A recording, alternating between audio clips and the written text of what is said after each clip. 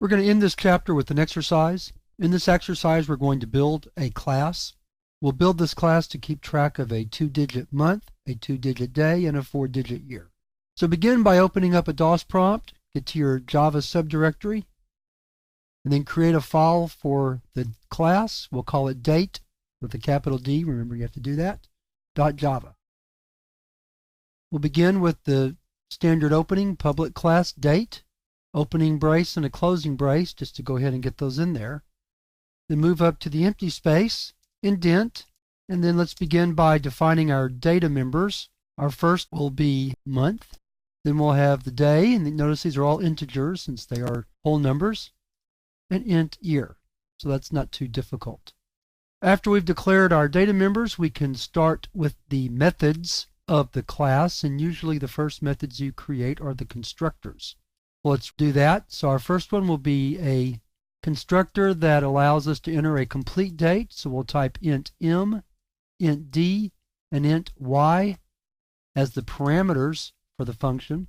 And then month is assigned the parameter m, day is assigned the parameter d, and year is assigned the parameter y. Simple enough. Now let's build a second constructor that enters only the month and the year. So we'll say month equals m, day equals 0, since we want to use the default value for that data type, and year equals y. And then finally, let's build a default constructor where we set all three data members to 0. The month is assigned 0, day is assigned 0, and year is assigned 0. So those are the three constructors that we're going to use for this class. Now let's go ahead and write a toString method just to have that out of the way. So we're going to write public string toString, open close parentheses, and we're going to write return day. We'll do this with slashes. Now we're going to do the month first. I'm sorry, so let's do the month plus the slash plus the day plus the slash plus the year. And that will allow us to display a date once we've put some data into it. Now we need to write getter and setter methods for each data member. So we'll begin by writing, let's do the getters first. So we'll do public int get month, return month, and then public int get day, return day, and then public int get year, return year. Now we'll do the setters. So public void set month, int m, month is assigned the parameter m, public void set day, int d, day equals d, and then public void set year, int y as the parameter, year equals y. And then close off our class definition. And that should be all we need. So we'll do a file save. Go back to our DOS prompt. Compile the class to make sure everything works correctly. Looks like we left one thing out. So let's go back to the class on line 63. Scroll down to 63. Already had a closing brace, so we don't need 2 for the whole class. So try that again. Recompile the program. This time it compiled.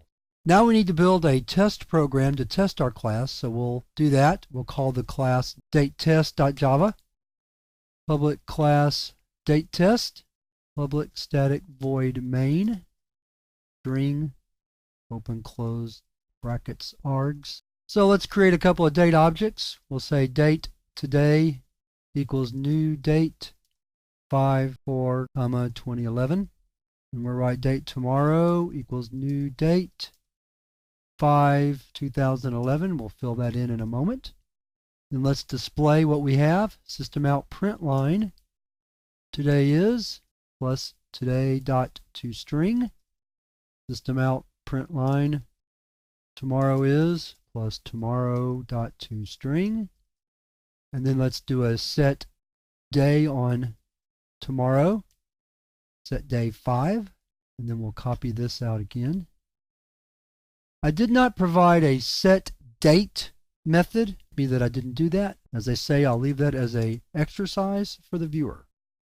Let's use the get methods to display the date. So we'll do today is again, and then we'll write today.getMonth plus a slash plus, let's drop down to the next line, today.getDay plus another slash plus today.getYear. Close the parentheses for the print line method and a semicolon. Close out the main method, then close the whole class. Click File Save. Go back to the DOS prompt. Compile. javac datetest.java. Everything looks good, so we run it. And so there we have today is 5/4/2011. The original tomorrow is 5/0/2011 since we didn't set the day. Then we added the day, so now it's 5/5/2011. And then we used the get methods to return today, and today is again 5/4/2011. So all the methods work correctly. We're going to come back to the date class later in the course when we start covering classes in more depth. There's a lot of extra functionality we could add to this class, of course, that will be very illustrative when we're discussing more in-depth topics. So you will see the date class again. Now we're going to move into the more of the nuts and bolts in Java, get away from classes, and learn how to perform arithmetic and learn about the arithmetic operators that are part of the Java language. That'll come up in the next chapter.